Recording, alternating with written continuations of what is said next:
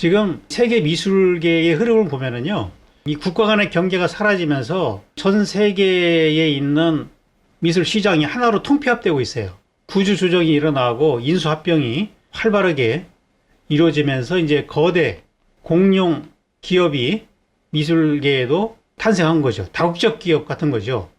그래서 최종적으로 살아남은 두 개의 공룡 기업이 스위스의 아트 바젤하고 영국의 프리즈예요.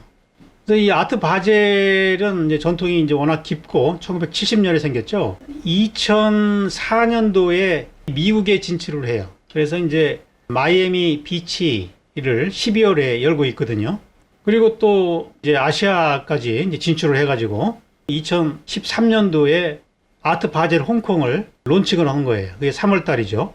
그리고 작년에 프랑스로 진출을 해가지고 PR을 몰아내고 파리에서 아트 바젤 파리 플러스를 열게 된 거예요. 10월에.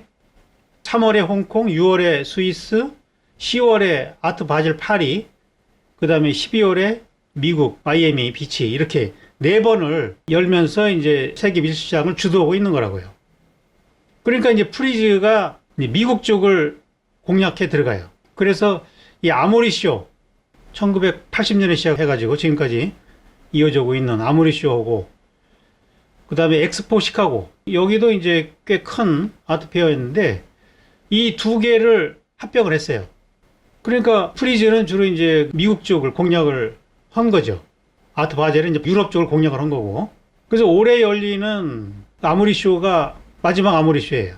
그래서 이제 바젤과 프리즈가 이제 아시아 쪽에 시장을 놓고 경쟁을 하고 있는 그런 형국에 바젤이 홍콩을 들어갔기 때문에 프리즈는 한국을 선택한 거예요. 한국이 뭐 요즘에 한류도 있고 굉장히 그 핫한 곳이거든요. 인프라도 잘 갖춰져 있고. 그래서 작년부터 이제 우리나라에서 이제 프리즈가 열리고 있고 한국에서 열면 한국만 작품을 사는 게 아니에요. 가까운 중국, 일본, 아시아 국가들이 한국으로 몰려 들어와서 고객이 되기 때문에 그런 아시아 시장을 노리고 들어오는 거죠. 그래서 이제 결국에는 아시아 시장을 석권하겠다는 건데 작년과 비교를 이렇게 해보니까 작년보다 좀 약해졌더라고요. 올해는 한국 갤러리가 너무 많아요, 보니까. 외국에서 하는 그런 유명 아트페어는 아주 그 메이저 갤러리만 나갈 수 있는데 이번에 가보니까 한국 갤러리가 뭐 10개 되는 것 같아요. 일본도 많고. 그러니까 아시아를 염두에 둬가지고 막 끌어들인 거라고요. 그러다 보니까 질이 떨어질 수밖에 없는 거죠.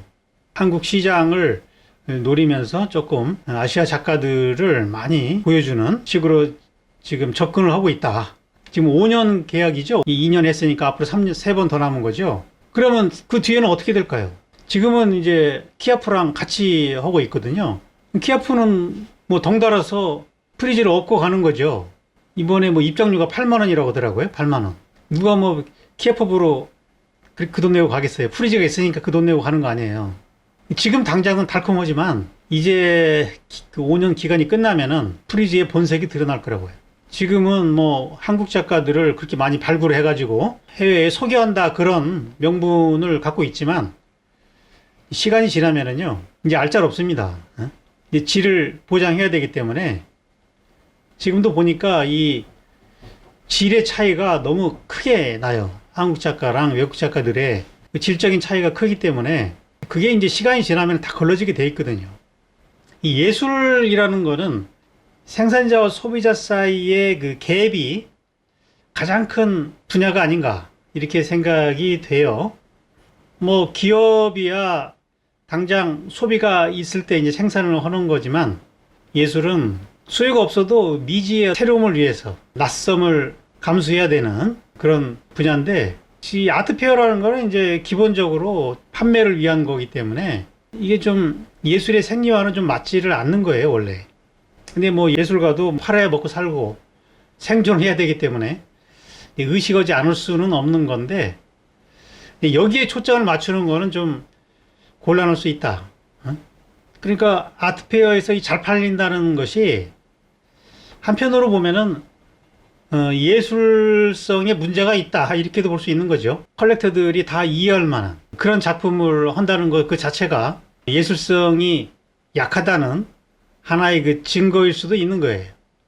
작품이 안 팔리는 거는 두 가지 이유가 있는 거예요. 하나는 주목할 만한 가치가 없기 때문에 안 팔리는 경우가 있고, 또 하나는 너무 미래지향적이다 보니까 아직 컬렉터들이 이제 못 따라와 가지고 안 팔릴 수가 있어요. 후자일 경우는 미래에 빛을 볼 수 있지만, 전자일 경우에는 지금도 안 되고 미래도 안 되는 이런 상황이 되는 거죠. 이 갤러리의 어떤 성격은 생산자인 작가와 소비자인 컬렉터 사이를 이렇게 이어주는 거기 때문에 부동산 중개업과 비슷한 거예요. 근데 그 중개하는 사람이 누구 편에 서서 중개를 하느냐, 이게 또 중요해요. 파는 사람을 중심으로 해서 소개를 하느냐, 사는 사람을 중심으로 소개하느냐에 따라 가지고 차이가 있어요. 그런 것처럼 갤러리에서 작가 편에 서서 중개를 하느냐, 컬렉터 편에서 중개를 하느냐, 이게 이제 중요한데, 문화 선진국에서는 작가 편에 서서 중개를 해요. 근데 이제 대부분 문화 후진국에서는 컬렉터 편에 서서 중개를 해요, 갤러리들이. 근데 이제 컬렉터들이 문화 수준이 낮기 때문에 자기들 집에 걸어놓기 좋은 뭐 그 정도 수준의 작품을 요구를 하는 거죠. 그럼 갤러리든 이제 거기에 맞춰가지고 작가한테 또 그걸 전달을 해주는 거예요. 이렇게 해라. 어? 색은 이런 색 쓰고 어떤 형태로 어떻게 해라. 어? 이걸 제시를 해준다고요. 그래서 작가들이 생존을 위해서 그걸 자꾸 따르다 보면은 예술이 아니라 그거는 이제 하나의 그 사업이 되고, 공장에서 물건 뽑듯이 작품을 뽑아내서 판매 중심으로 가게 되는 거죠. 지금 우리나라 갤러리들이 작가 편에 서서 어떤 이야기를 하는 것보다도 컬렉터 편에 서서 요구를 하다 보면은 이런 문제가 생긴다는 거죠. 작가가 주도적으로 갤러리를 끌고 가야 되는데 우리의 현실은 이제 그렇게 되지 못하기 때문에 지금 잘 팔리는 것도 그것도 문제가 있는 거라고요. 안 팔리시는 분들은 그렇게 유의를 하고 생각하면 될 것 같아요. 그래서 제가 예전에 그 작가한테 컬렉터라는 것은 한겨울에 난로와 같은 것이다, 그런 얘기를 한 적이 있는데, 난로는 겨울에 너무 멀리 떨어지면은 추워서 고생하지만 그렇다고 너무 가까이 끌어안고 있으면은요 불타 죽어요. 항상 그 적당한 거리를 유지하는 것이 작품 활동하는 데 있어서 가장 그 중요하다. 그리고 메이저 아트 페어일수록 페어에 나오는 작품들을 보면은 그 작가의 메이저 작품이 나오는 게 아니에요.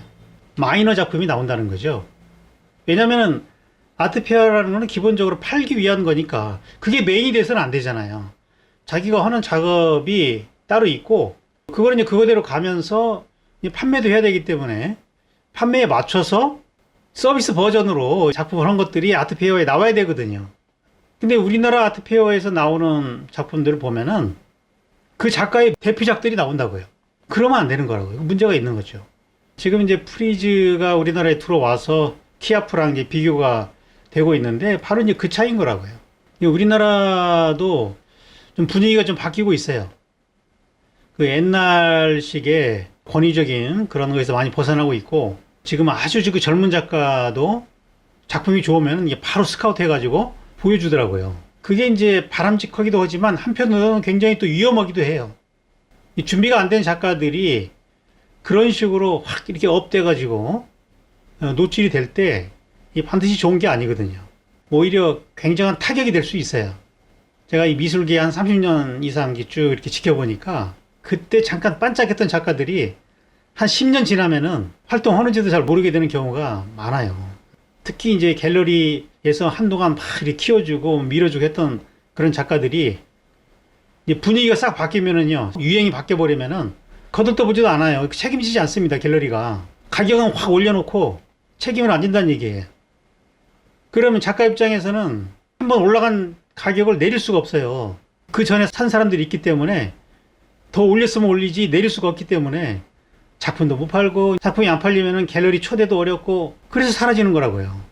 이 점진적으로 하나씩 이렇게 올라가야 되는데 준비가 안 된 상태에서 확 이렇게 떠버리면은 아주 그 위험한 상황이 올 수 있다. 요즘 젊은 작가들 보니까 또 그걸 노리는 작가들이 이렇게 많아요. 에?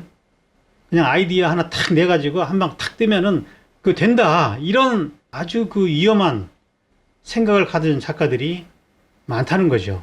근데 그게 그렇게 간단히 되는 게 아니에요.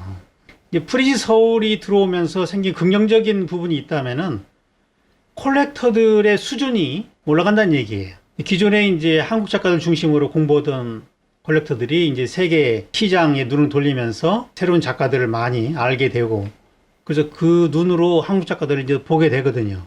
그러면 이제 또 기존의 평가가 달라지기 때문에 이제 준비 안 된 작가들한테는 더 힘든 시기가 될 수도 있다. 기존에 잘 팔렸던 작가들이 위험해질 수도 있다. 그런 생각을 하게 돼요. 예술은, 특히 미술은요, 이렇게 한 방으로 되는 게 아니에요. 겉으로 보기에는 어떤 반짝이는 아이디어 같지만, 그 이면에 그 작가의 어떤 생각이 받쳐줘야 되는 거고, 또 그 이면에 작가의 어떤 관점, 예술에 대한 철학, 이런 것이 있어야 되는 거라고요. 그럴 때 그 작품의 그 아우라가 생기면서 뭘 해도 그 작가의 어떤 채취가 느껴지고 꾸준히 이어질 수 있는 거거든요. 결국 우리가 작품을 산다는 거는 그 작가의 가치를 사는 거라고요. 작품이라는 거는 그 작가의 하나의 그 작은 흔적에 불과한 거죠. 사람을 볼 때 처음에는 외모를 보지만 외모를 전부로 생각했다가는 큰 거 다치게 되는 거죠. 작품 볼 때도 처음에는 어떤 표면적인 어떤 외면을 보지만 그 안에 들어가서 그 작가의 철학과 그 아우라 같은 거를 느낄 수 있어야 되거든요. 그러니까 예술에 대한 어떤 철학적 사유나 어떤 이 시대에 대한 문제의식, 뭐 어떤 자기 정체성, 지역성, 이런 것들이 어느 정도 해결된 작가들이 맥히는 거지, 그런 걸 준비가 안 해놓고 어떤 작가가 비슷하게 해가지고 해보려고 하면은 얼른 못 가서 금방 뽀록 난다, 그 얘기예요. 우리가 누군가의 이야기를 주목해야 된다는 것은 그냥 친구한테 수다 떠는 그 정도의 얘기를 하는 걸 우리가 주목할 필요는 없는 거잖아요.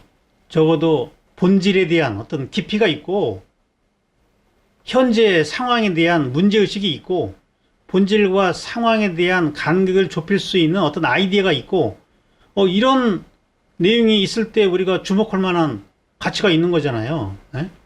거기서 이제 어떤 진실성이나 어떤 아우라의 문제, 이런 것이 이제 풍겨져 나오게 돼 있거든요. 네? 근데 우리의 분위기는 그런 것들을 차분하게 갖춰 나가는 그런 분위기가 아니라 한번 떠보자.